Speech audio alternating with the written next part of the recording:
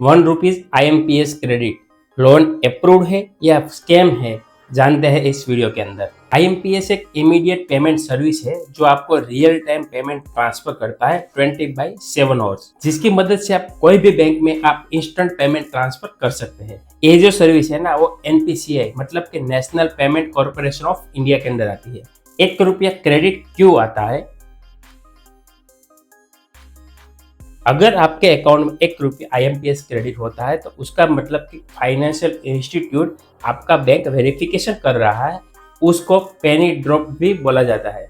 अगर अपने loan credit card में आप प्रोसेस करते हो या आप म्यूचुअल फंड में अकाउंट ओपन करते हो, तब इंस्टीट्यूट आपका बैंक वेरिफिकेशन के लिए ₹1 क्रेडिट करते हैं, जिसकी वजह से वो वेरीफाई करती है कि आपका अकाउंट एक्टिवेट है या नहीं है, कि जिसकी वजह से आपको इन फ्यूचर प्रॉब्लम ना आए। अब बात करते हैं कि जो IMPS क्रेडिट होता है वो लोन अप्रूवल का सिग्नल है या फ्रॉड का सिग्नल है। अगर आपने कोई फाइनेंशियल इंस्टीट्यूट या कोई भी प्रोसेस के लिए आपने बैंक डिटेल्स अप्लाई किया है और ₹1 क्रेडिट हुआ है तो कोई प्रॉब्लम्स नहीं है। लेकिन आपने कोई प्रोसेस नहीं किया और फिर भी ₹1 क्रेडिट हुआ है तो फिर ये डेंजर अलर्ट हो सकता है। क्या रीजन पॉसिबल हो सकता है?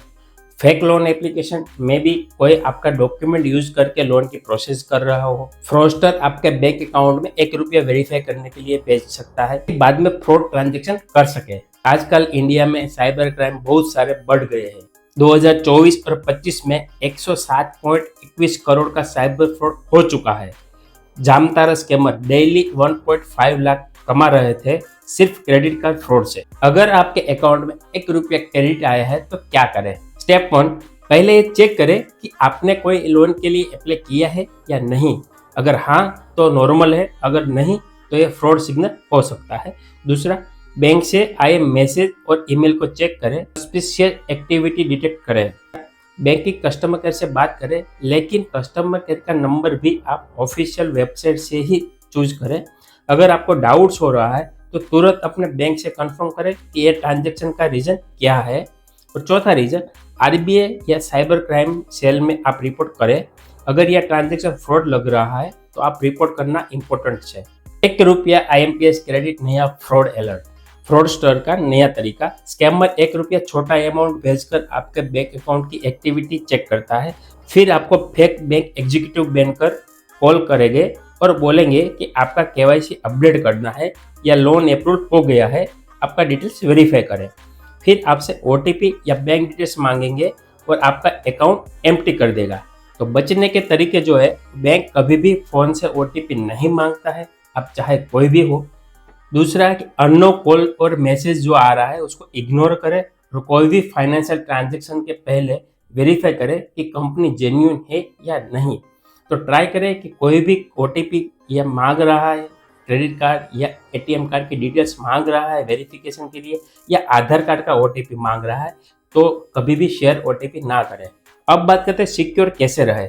सबसे पहले कि रेगुलर जो है अपनी सिबिल चेक करें, क्योंकि फ्रॉडस्टर ट्रांजैक्शन चेक कर पाए। अगर आपने लोन नहीं लिया है और फिर भी वहाँ पे शो हो रहा है तो आप उसको करेक्ट करें।